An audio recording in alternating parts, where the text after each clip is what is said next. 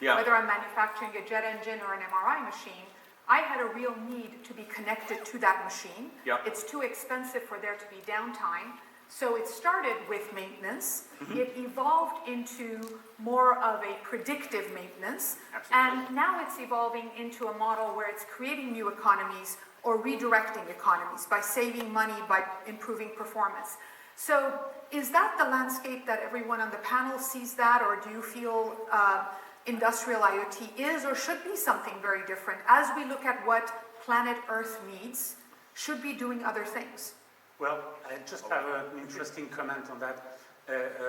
We are issuing a magazine, an IoT magazine, every 6 months, more or less, where we interview people that are not part of the electronic industry. So in that case, it was investors, people from the financial world.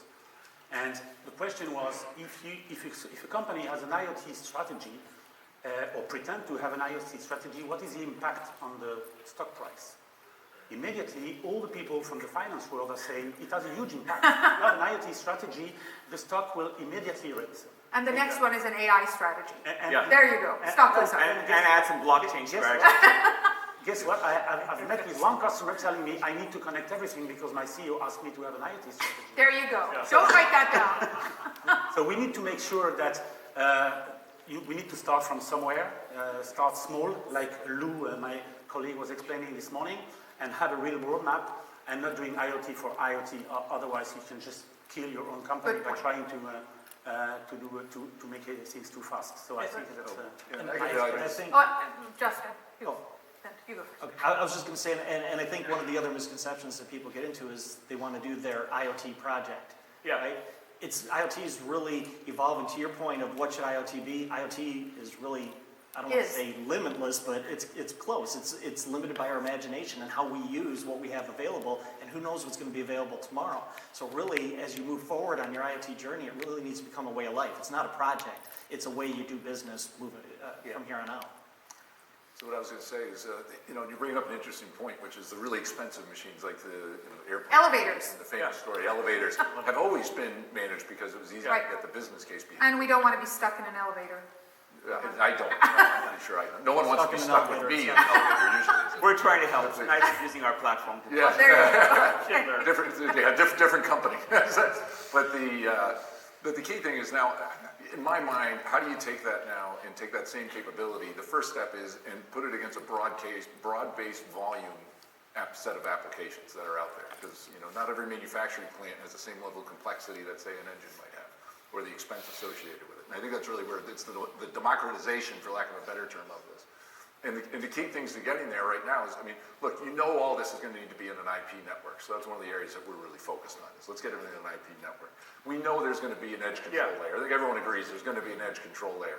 So now how do I get that edge control layer to start getting consistency in the data so I can start getting the data into a cloud-based solution and knit together these specialized tools into a common data set that then we can start doing deep analytics against and maybe unlock new possibilities. Right? Excellent. And to me, that's really that's the approach we're trying to take. And I think it's an interesting way to think about it. Is things that people have already done in very specialized, very special areas.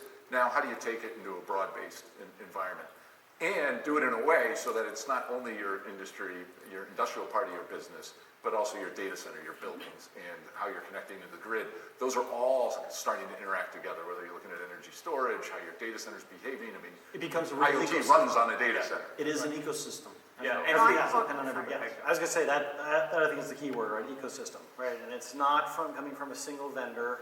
It's not just a single vertical set of functionality. It's the ability to have a heterogeneous set of devices, a heterogeneous set of applications that are consuming that data, all interacting, and what's the incremental cost of actually adding that next device to the next application, right? If you have to go rip and replace a bunch of that infrastructure in order to go add that next thing, well, then you've probably made a poor choice. Whereas finding platforms and systems that have a proven history to bring that value and actually showing that incremental approach actually is viable, right? Those are the best choices for the audience members to be thinking about. See, when I think about that question of the examples can be really small or really big, and I'll give you even the really small, somewhat big in our industry, but there was a multi-utility in Italy called A2A they had shut down an entire power plant because it's no longer competitive to operate in Europe where there's increased renewables and they can't operate in a ancillary services market, which means responding to when renewables don't work, right?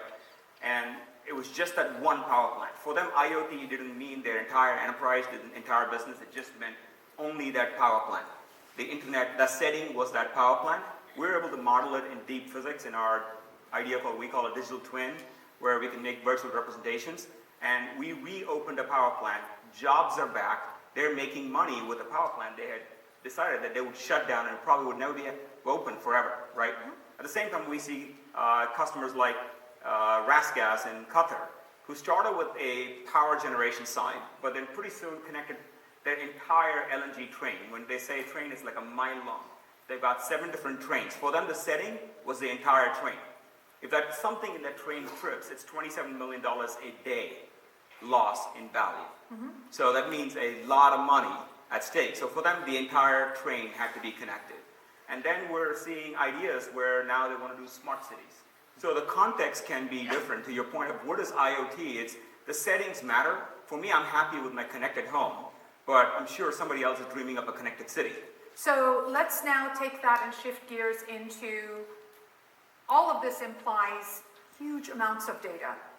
Trillions of pieces of data per day coming from a lot of other sources beyond our own, and gets us into the necessity of things like AI and machine learning to begin to understand that. And that's what we touched on at the beginning, talking about what's the value. Industrial IoT is a mechanical function. Putting something on the internet just so it transmits is a mechanical function. It's when that data comes in, what happens to it, what it invokes, and what changes it causes. Preliminarily at an analytics level, but moving on into a predictive and eventually into machine learning. So I'll open this question up in terms of where is machine learning coming into your operations for you to share that with the audience. Yeah, so I'll take a first stab at that. I think one key element is recognizing that it's not just about a single device processing information, whether that's cloud-based information or back down to the device that originated, but actually a community of devices. That ultimately, right, if you look at any of the really interesting problems, the data is not just sourced from one place, it's from multiple places. And so be able to go process that in parallel. And that implies I understand where it's coming from, and the data sources integrate logically. Yeah, well also that the devices can talk to each other. So I guess another way of thinking about this is peer-to-peer communication, right? So if the only way I can process data is to take it all back in the cloud and then push it back down, that is heavily inefficient. That ultimately is going to be a very costly approach. And if I can only process data from a single device at a time, that's also inherently limiting. If I can take a model and actually distribute that across a set of devices, now that processing happening in a unified way at the edge, that's going to be your most cost-efficient architecture. Okay, thank you. Any other thoughts? I think a lot of our suppliers are trying to put the intelligence on the edge because if we send all the data that will be potentially available, I think we're going to have a big issue on the cloud and server side. And do you think we should store at the edge, or should we no. analyze and throw